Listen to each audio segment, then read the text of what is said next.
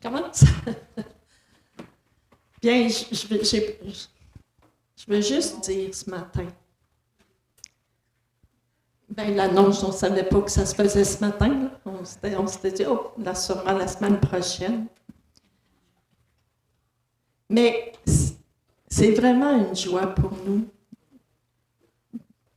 de continuer l'œuvre que Dieu a commencée ici. Amen.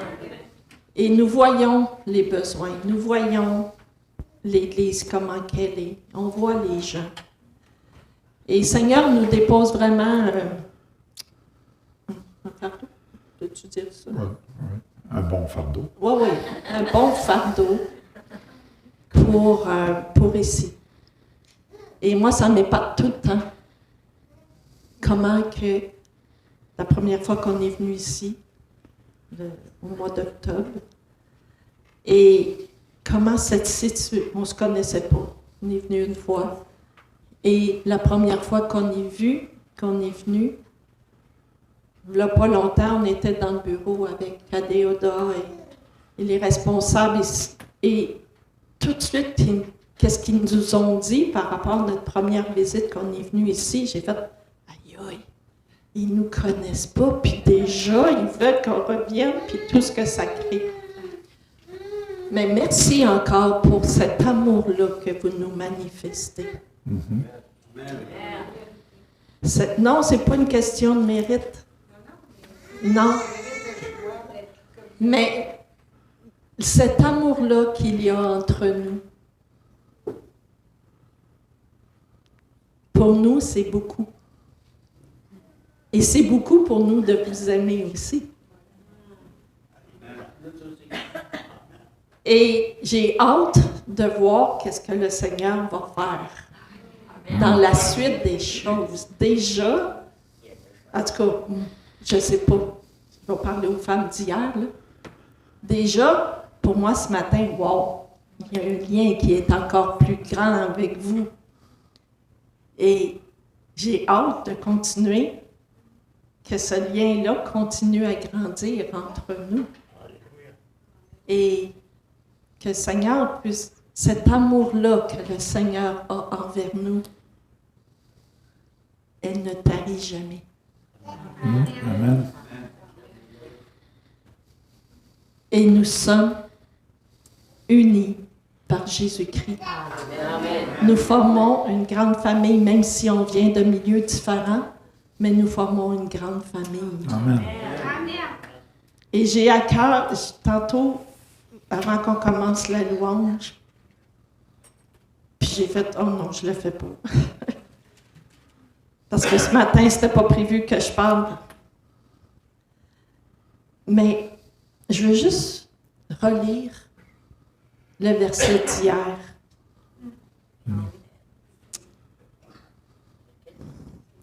Isaïe 61, 3. Et je vois déjà que le Seigneur commence à créer ça en vous. Et il veut le créer dans l'Église, pas juste aux femmes. Ça dit, pour accorder aux affligés de lumière et vie, il veut accorder pour leur donner un diadème.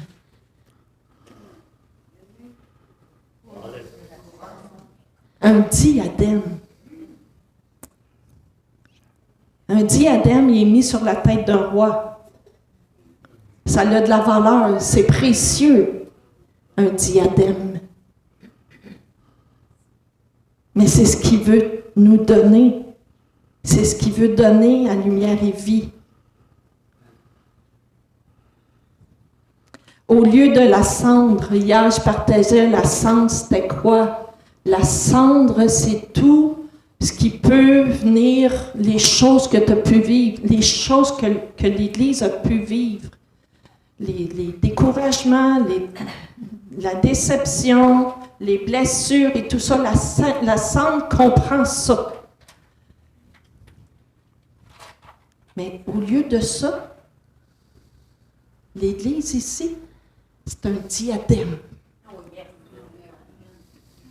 changeons de cap, changeons de direction et mettons le diadème que Dieu a pour vous. Une huile de joie. Amen. Et un matin, qu'est-ce que vous avez vécu dans la louange? Nous, on a prié pour que ça soit une célébration ce matin. Amen. Alléluia.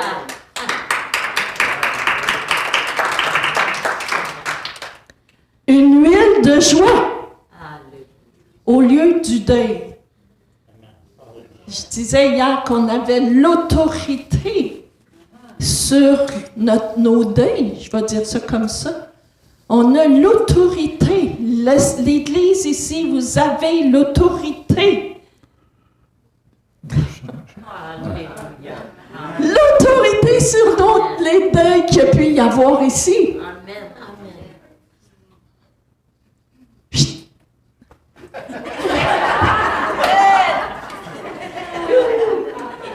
Et un vêtement de louange.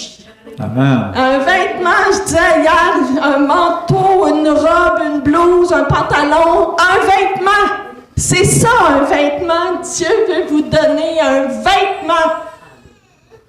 À l'Église ici, il veut recouvrir l'Église d'un vêtement de louange au lieu d'un esprit abattu. Alors, Seigneur Jésus, viens nous revêtir ce matin de ton vêtement de louange, de ton diadème, de ton huile de joie. Parce que ce matin, nous déclarons Amen. un nouveau départ. Un nouveau départ. Le 8 février 2026, nous déclarons un nouveau départ pour l'Église Lumière et Vie. Et c'est par la foi que nous prenons ce nouveau départ. Par la foi, parce que Seigneur Jésus, nous ne sommes pas capables et nous ne voulons pas le faire par nos propres forces. Mais toi, tu es le Dieu suprême, le Dieu d'autorité, le Dieu tout-puissant, celui qui est au-dessus de tout ce qui a pu se passer ici. Les dernières années, les derniers mois. Et nous prenons, Seigneur Jésus, autorité sur tout ce qui a pu se passer. Tu n'as plus aucun pouvoir. Aucun pouvoir sur cette Église. Satan, l'ennemi, tu n'as aucun pouvoir. Sors d'ici, prends la porte et Seigneur Jésus, prends la place qui te revient. Viens régner, règne au milieu de nous et coule. Et un souffle nouveau ce matin qui nous déclarons, un souffle nouveau à partir d'aujourd'hui. Merci pour ce que tu as fait.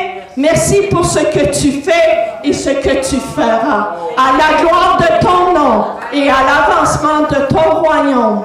En ton nom et ton nom seul que nous déclarons, que nous prions. Et merci Jésus. Amen. Amen.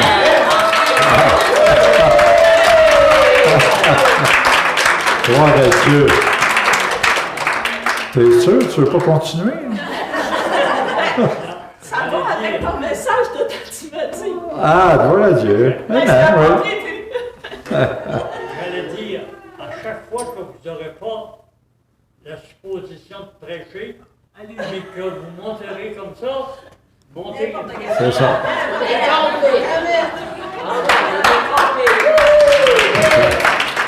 Là où est l'Esprit du Seigneur, là est la liberté. Amen. Gloire à Dieu. Wow! Gloire à Dieu. Amen. Je faisais penser à Philippiens 4.4. Réjouissez-vous toujours dans le Seigneur. Un cœur joyeux est un bon remède. Bien-aimé, voulez-vous être en santé? Oui! Le remède, c'est quoi? Un cœur joyeux.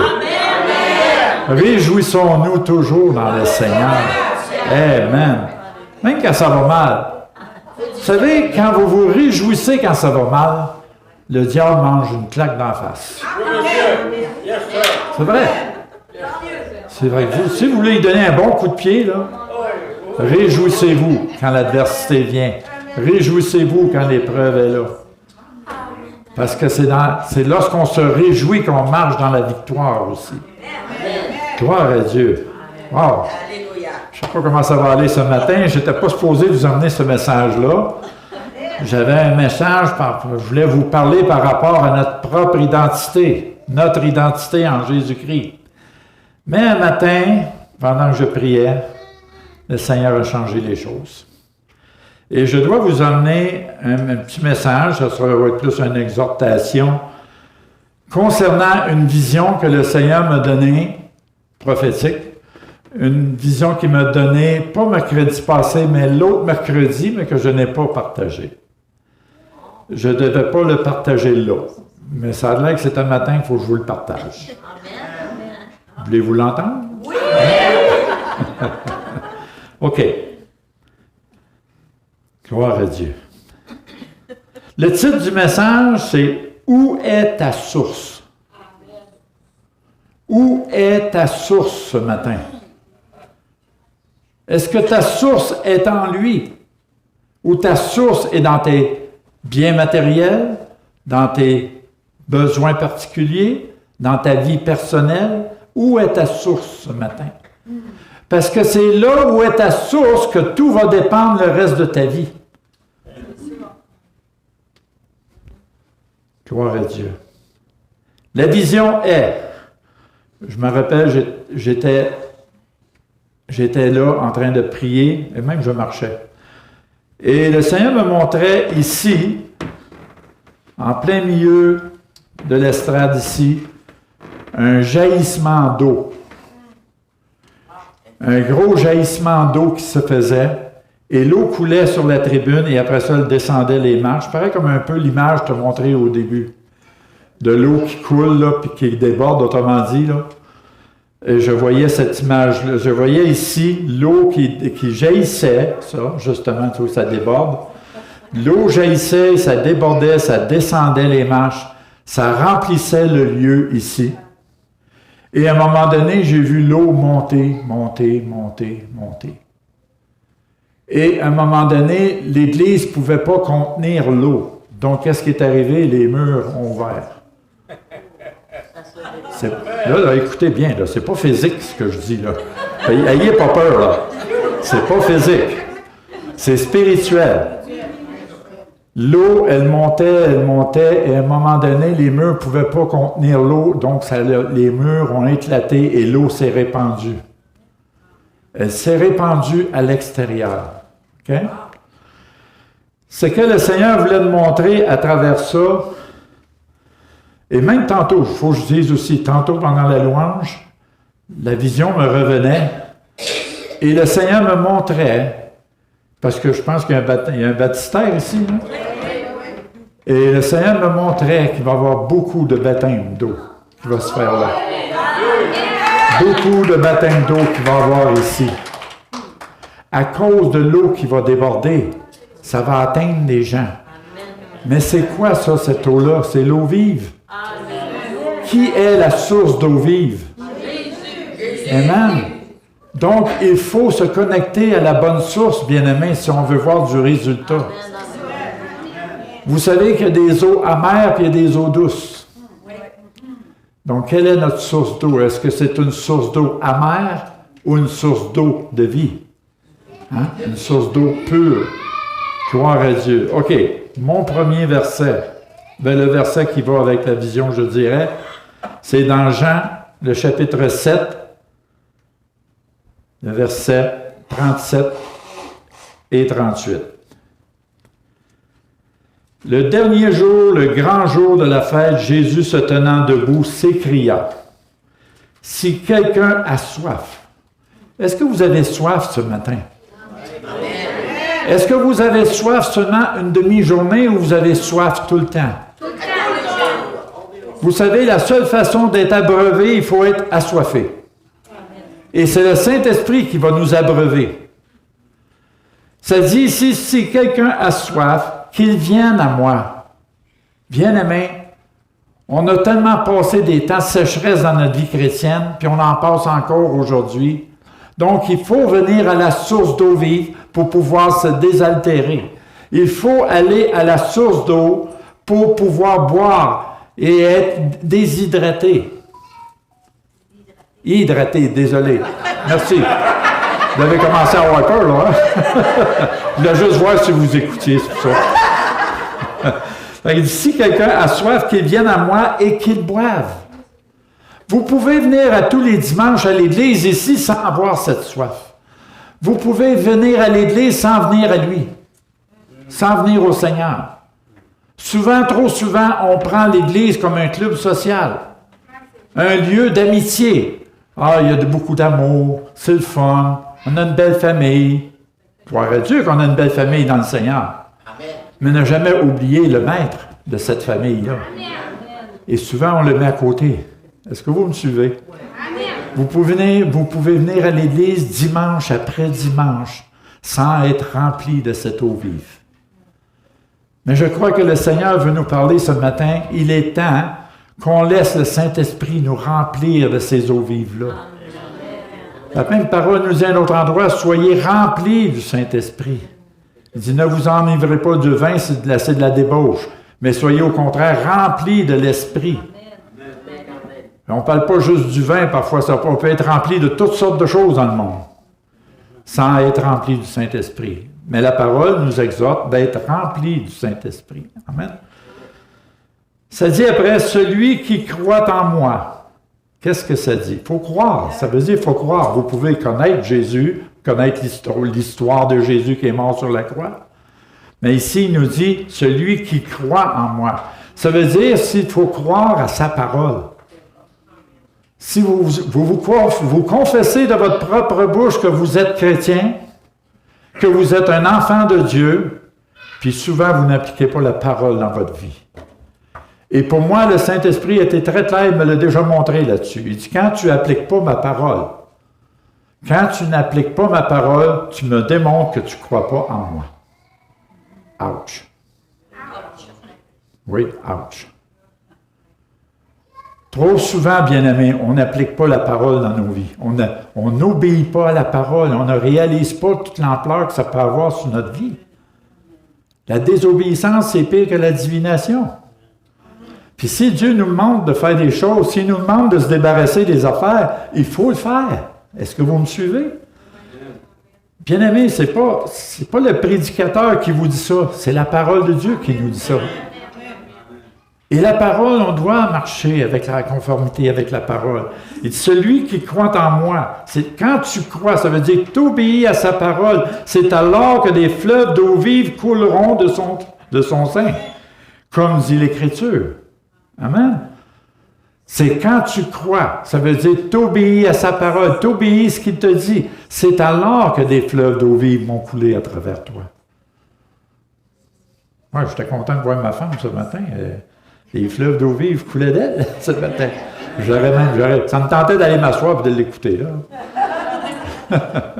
Gloire à Dieu. Mais c'est quand même, quand on lit, il dit cela de l'Esprit qui devait revenir et qui croirait, et pour ceux, qui devait recevoir ceux qui croiraient en lui, car l'Esprit n'était pas encore. Donc, on sait que Jésus a enseigné cela. On va aller voir un deuxième verset dans Proverbe 18, le verset 4. Ça dit au début, les paroles de la bouche d'un homme sont des eaux profondes. Ça, on le sait qu'humainement parlant, la bouche parle selon l'abondance du cœur, la parole de Dieu nous dit. Fait que c'est pour ça qu'il dit la bouche de l'homme, c'est des eaux profondes. C'est-à-dire, fais juste écouter les gens. Laisse les personnes parler et vous allez connaître son cœur. Vous allez connaître ce qui est dans son cœur. C'est simple, l'exercice est bien simple. Tu te tais, t'écoutes. Tu vas connaître la personne. Tu vas savoir où est son cœur. Parce que la bouche parle selon l'abondance du cœur. Mais qu'est-ce que ça dit après? La source de la sagesse est un torrent qui jaillit. Et c'est quoi la sagesse? La crainte de l'Éternel. Le commencement de la sagesse. La crainte de l'Éternel, c'est le commencement de la sagesse. Puis ça dit quoi? Ça dit La source de la sagesse est un torrent qui jaillit. On parlait tantôt d'un chose qui... un geyser, qu'on pourrait dire, qui jaillissait. Amen. Ça dit ici, la source de la sagesse est un torrent qui jaillit. Donc, on est appelé à marcher dans la crainte de Dieu. Et c'est alors que tu vas avoir de la sagesse. Et la source de la sagesse, c'est comme un torrent qui jaillit. Wow! Voyez-vous, quand on met tous les mots ensemble, qu'est-ce que ça peut faire? Hein? OK, gloire à Dieu. Le troisième verset dans le psaume 87, le verset 7. Vous savez, le psaume 87, je le trouve merveilleux pour une chose. Il y a juste 7 versets dedans. Mais ce psaume-là nous indique, il nous montre qu'on est tous nés de Sion. Et Sion veut dire louange. Ça veut dire, on est tous nés de Sion, ça veut dire on devrait être un peuple qui se réjouit constamment. Un peuple qui se réjouit, loue le Seigneur, l'adore, ces choses-là. Puis ça nous dit qu'on est tous nés de Sion. Amen. Mais regardez le verset 7. Ça dit, « Et ceux qui chantent et ceux qui dansent s'écrient, toutes mes sources sont en toi. » Là, il faut se poser la question, est-ce que toutes mes sources sont en lui? Bien souvent, on peut avoir une source qui est de Dieu, mais les autres sources ne sont pas de Dieu. Et ici, si le psalmiste dit « toutes mes sources », ça veut dire tout ce qui est son besoin, tout ce qui est en lui, ça devient des sources. Mais ces sources sont où? En lui. Est-ce que nos sources ce matin sont en lui? Ou parfois on peut avoir des sources sur des choses extérieures, sur des biens matériels, sur qu'est-ce que nous possédons, notre entourage. Parfois nos sources peuvent être sur des choses qu'on chérit plus que Dieu. Et vous savez tous comme moi, tout ce que vous aimez plus que Dieu, c'est un idole. Le Seigneur nous dit qu'il est un Dieu jaloux. C'est la parole de Dieu qui nous enseigne ça. Tout ce que tu chéris plus que Dieu, même ton Église peut être une idole. Votre pasteur peut être une idole. Est-ce que vous me suivez? Puis j'espère que vous ne me prenez pas pour une idole. C'est à votre avantage, je reviens 4 mois, n'oubliez pas. Mais ici, il nous est dit que toutes mes sources sont en toi. Donc, bien-aimés, travaillons. C'est pas pour rien qu'il nous dit travaillons à notre salut. Travaillons à ce que nos sources, ça veut dire tout notre être entier, pensée, âme, esprit, âme et corps, doit être en lui. La priorité devrait être toujours le Seigneur. Dis-moi avec qui tu te tiens, je te dirai qui tu es. Amen. Gloire à Dieu. Je ne sais pas, si je regarde ça, ça fait un mois, là. Je vous regarde, vous avez tous des beaux sourires le matin. À quelque part, est-ce que le puits est en train de jaillir? Commence à jaillir? Gloire à Dieu. Maintenant, Isaïe 55, versets 1 et 2. Donc, comme on a vu dans le verset de Jean 7, 37 tantôt, hein, celui qui a soif, qu'il vienne à moi et qu'il boive. On voit ici, vous tous qui avez soif, venez aux eaux. Quelle eau? Les sources d'eau vive. Même celui qui n'a pas d'argent, venez acheter et manger. Vous achetez du vin et du lait sans argent, sans rien payer. Wow! Ça nous montre ici comme quoi que le salut est gratuit. Ça nous montre que c'est gratuit. Que c'est gratuit d'aller à cette source-là. C'est gratuit d'avoir soif, tu vas recevoir l'autre source de vie. Hein? Il dit, pourquoi, verset 2, ça nous parle à tous et chacun. Pourquoi pesez-vous de l'argent pour ce qui ne nourrit pas? Ça veut dire, où est votre focus ce matin, bien-aimés? Est-ce que vos focus sont sur les richesses, vos biens matériels, vos inquiétudes, ces choses-là? Trop souvent, on met nos focus à ces places-là. Et ici, ça nous dit, autrement dit, arrête de regarder ce que tu possèdes, regarde à moi. Moi, je suis la source d'eau. Moi, je suis celui qui peut pourvoir à tous tes besoins. Il est le Jéhovah Jireh. Dieu qui pourvoit. Amen. Mets en lui ta confiance et il agira. Je pourrais vous sortir plein de versets là.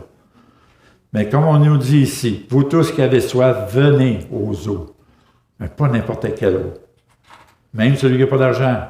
Toutes ces choses-là. Pourquoi pesez-vous de l'argent pour ce qui ne nourrit pas? Pourquoi travaillez-vous pour ce qui ne rassasie pas? Il faut faire attention là. Soyez pas littéral. La parole est plus que littérale. J'ai connu des gens, moi, qui prennent ce passage-là pour dire, ben ça dit, il ne faut pas que je travaille, il faut que je sers le Seigneur. Manque de sagesse. Pour moi, c'est un manque de sagesse. Pourquoi? Parce que premièrement, tu dois veiller à ta famille, tu dois pourvoir à tes propres besoins. En dehors de ça, tu manques de sagesse, tu ne seras même pas un témoignage pour ton entourage. Fait qu'il dit ici, pourquoi pesez-vous de l'argent pour ce qui ne nourrit pas? Pourquoi travaillez-vous pour ce qui ne rassasie pas? Écoutez-moi donc. Rappelez-vous un autre verset je crois que c'est dans le Nouveau Testament. Je cherche parce que là, je n'ai pas la référence, mais ça dit de ne pas travailler pour les choses qui périssent. Hein? Il y en a, je connais un jeune homme que j'ai connu, qui a pris ce passage-là littéralement. Puis même l'autre passage qui dit aussi, personne qui va avoir quitté son père, sa mère, ses enfants, c'est tout. Il y en a qui ont pris ça littéralement, qui ont tout quitté, leurs femmes, leurs enfants, ces choses-là. C'est complètement hérétique, c'est diabolique au bout. Mais ça nous dit plutôt, c'est quand il parle de ça, ça veut dire ne pas focusser sur qu'est-ce que tu possèdes, ce que tu as. Dieu sait qu'on a besoin. Et c'est normal qu'on travaille pour nos besoins. Amen? Donc, ça veut dire, quand tu travailles, quand tu as un job, n'importe quoi, ça ne veut pas dire de la quitter parce que tu sers le Seigneur. Tu la quittes si l'Esprit de Dieu te dit de la quitter. Pas pour tes propres satisfactions. Et après ça, il dit tout de suite après, écoutez-moi donc. Voyez-vous, le Seigneur nous dit, écoutez-moi donc. Connectez-vous à ma source et vous mangerez ce qui est bon. On a une promesse. Et votre âme se délectera de mets succulents. Gloire à Dieu. Le verset 6, si je lis le verset 6 plus loin, cherchez l'Éternel pendant qu'il se trouve. Et vous savez que les temps sont comptés maintenant encore plus. On est à la fin des temps. Fait que pendant qu'il se trouve, cherchez l'Éternel. Connectez-vous à la source qui peut nous nourrir. Amen. OK. Gloire à Dieu. Ésaïe 35. Je veux vous lire à partir du verset 3, mais c'est surtout le verset 6 qui m'interpelle. Il dit, fortifiez les mains languissantes et affermissez les genoux qui chancellent. Ça veut dire, ça nous montre ici, c'est pas le temps d'abandonner. C'est pas le temps de se laisser décourager. Ça nous demande ici de nous fortifier les mains languissantes et les genoux affaiblis. Ça veut dire continue à persévérer dans la prière, dans l'intercession. Continue à emmener tes problèmes devant le Seigneur afin qu'il te résoudre tes problèmes. Est-ce que vous me suivez? Ça va jusqu'à présent? Oui. Après ça, ça dit, dites à ceux qui ont le cœur troublé, prenez courage, ne craignez point. Hein? On devrait tous être des gens courageux. Les enfants de Dieu devraient être courageux. Hein? Mon épouse, je pense qu'elle vous a parlé d'autorité, d'après ce que j'ai pu entendre. Elle vous a parlé de l'autorité qu'on a en Jésus-Christ.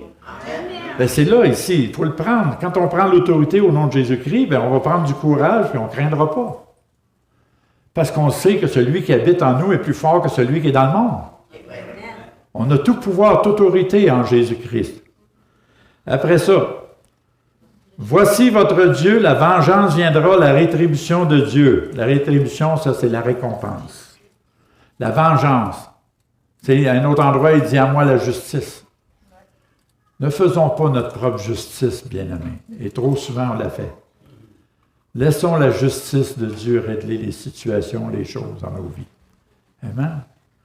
Tant que tu respires, tant que tu as de quoi manger, tant que tu as de quoi dormir, Dieu est avec toi. Amen. Ne paniquons pas pour rien. Amen. Cette crainte-là ne vient pas de Dieu. Même l'amour de Dieu, par contre, bannit toutes les craintes. Reconnaissez c'est quoi l'amour de Dieu.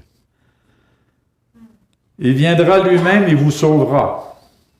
Si on va au verset 6, Alors les boiteux sautera comme un cerf et la langue des muets éclatera de joie, car des eaux jailliront dans le désert. On a parlé le premier dimanche. La bannière n'est pas accrochée pour rien, là. Hein? On a parlé qu'il y avait des fleuves dans le désert. Puis ici, il nous dit des eaux jailliront dans le désert, des ruisseaux dans la solitude. Donc, on a des promesses de Dieu, bien-aimés, ici.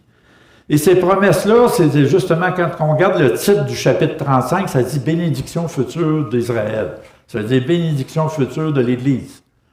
Et on parle en 2026 « Bénédiction future de l'Église ». Dieu veut bénir l'Église. Mais nous avons quelque chose à faire. Nous avons tous une responsabilité, bien-aimés, de se prendre en main. Amen.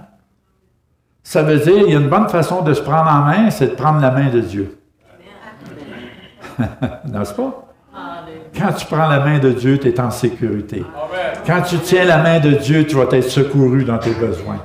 Quand tu tiens la main de Dieu, tu risques d'être influencé par sa présence, sa puissance. Amen. Gloire à Dieu. Merci Seigneur. Amen. Merci Seigneur. Ésaïe 58, versets 11 et 12. Les tiens rebâtiront sur d'anciennes ruines. Ah, on a parlé de ruines tantôt. Tu relèveras des fondements antiques, on t'appellera réparateur de brèches. Et ça me fait penser, je vous ai même mentionné ça dans les autres messages. Devenons des réparateurs de brèches, des colmateurs de brèches, plutôt que d'être des provocateurs de brèches. Qu'est-ce qu'un provocateur de brèches? La médisance, murmure, critique, jugement, parler contre un frère, contre une sœur. Voulez-vous que je vous en nomme encore? J'en ai une liste longue. Ça sont des provocateurs de brèches dans l'Église. Et pourtant, bien-aimés, si vous reconnaissiez votre identité, donc je ne vais pas aller là, c'est mon autre message.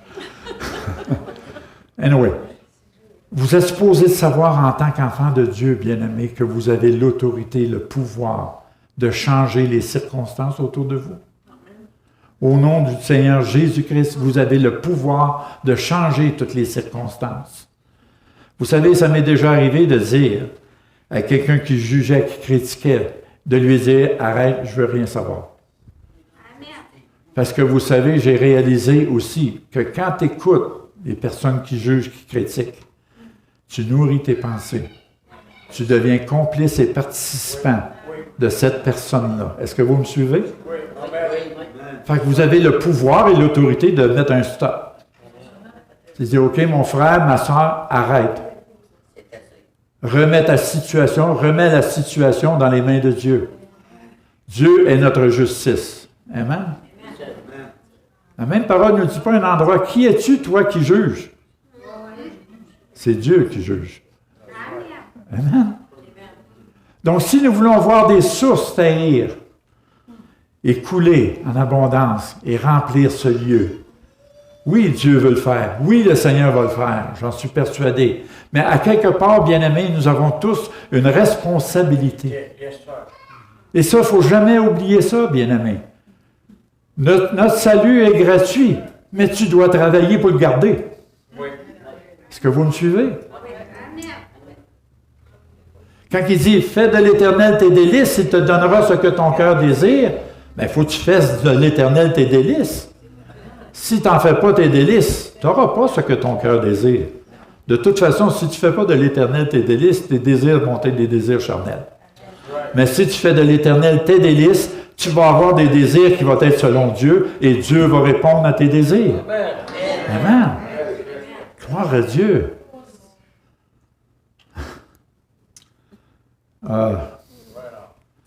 J'ai un... On va dire comme mon épouse dit, j'ai une bulle. Une bulle, j'ai une bulle d'amour pour vous. J'ai une bulle d'amour pour vous. J'ai hâte déjà pour le 4 mois qui s'en vient. J'ai hâte de voir ce que le Seigneur va faire. Je ne sais pas ce qui va arriver. Peut-être que je vais sortir la doudou, ou peut-être je vais sortir le fouet. Ah, ça change là. Non, juste pour vous dire, bien-aimés, je suis persuadé que le Seigneur veut faire quelque chose ici. Et l'œuvre qui a commencé ici, il va la rendre parfaite. Il va la terminer, bien-aimés. Mais bien-aimés, je vous encourage à travailler de mieux en mieux pour l'œuvre du Seigneur. Amen. C'est notre responsabilité. Ne vous déchargez pas tout sur le pasteur. Vous devriez au contraire être des gens qui allègent le fardeau du pasteur. Comment? Par votre consécration. Par votre fidélité. Hein?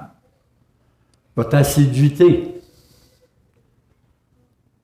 Et en faisant le bon combat dans la prière. Le bon combat de la foi. Amen. Parce qu'avec Dieu, qu'est-ce qu'on va faire?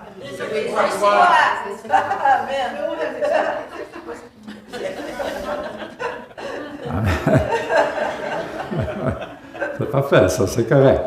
Vous êtes réveillés un peu, c'est bien. Gloire à Dieu. Mais on sait qu'avec Dieu, on va faire des exploits.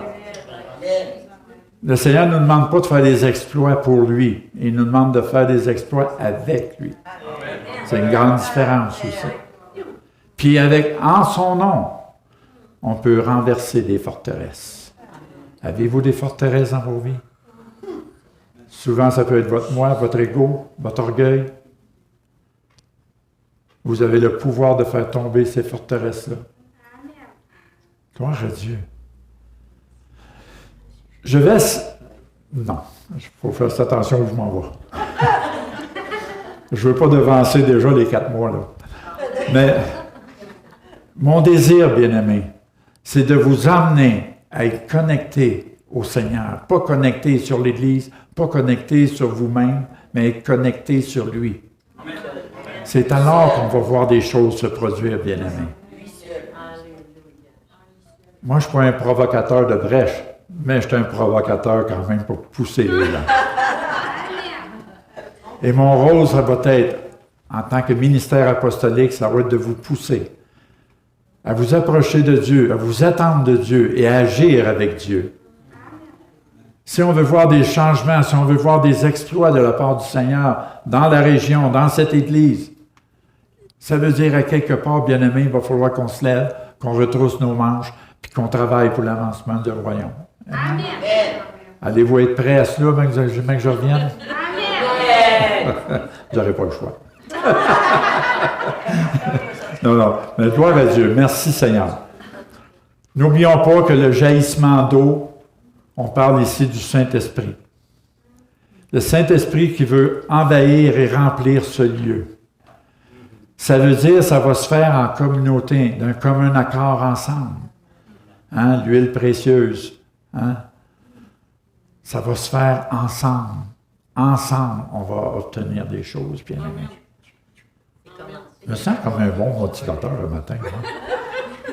C'est pas mon style habituellement, mais là, je me sens comme un motivateur ce matin.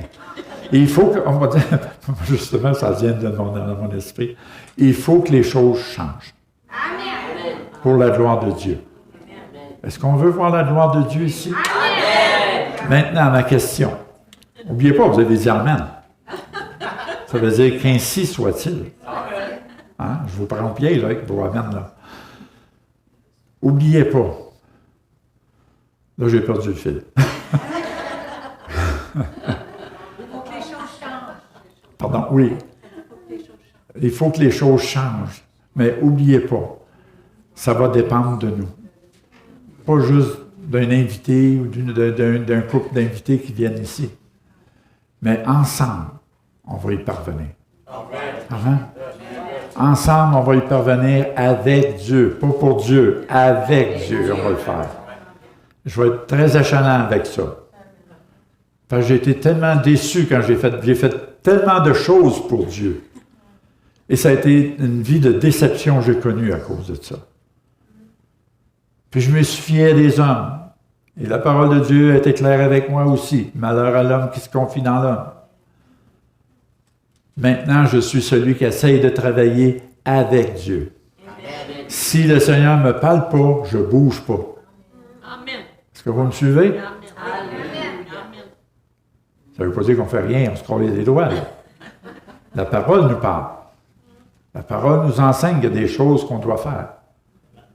Et là, il faut bouger dans ce temps-là, parce que la parole est esprit et vie. Puis la parole vient vivante en toi quand tu mets en action la parole qui est en toi. Amen. Il y a tellement de choses que je voudrais vous dire. C'est tellement... Il faut que j'en garde un peu. OK, gloire à Dieu. Merci Seigneur pour ta parole. Je vous l'ai dit, c'était pas long, c'était court. C'est une exhortation, mais c'est sûr, ça a été spontané ce matin à ma table de cuisine. Oui, c'est vrai. Moi, je peux être dans mon bain, je peux être dans ma douche, puis je peux être n'importe. C'est pas la position que Dieu regarde quand il veut te parler. Hein. C'est ta disposition de cœur. C'est pas ta position, mais ta disposition. C'est bon, ça, hein? Je viens de la sortir, elle est bonne, je viens de la catcher moi-même. Hein.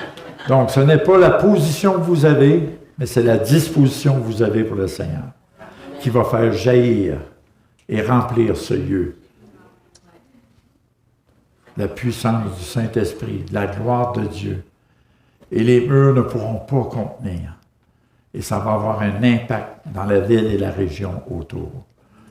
Et si je vous pose la question, c'est votre désir? Amen. Donc, si c'est votre désir, amen, ainsi soit-il, ça veut dire on a à travailler. On a de quoi faire. On le désire. Maintenant, Seigneur, tu vois notre désir, tu vois notre cœur.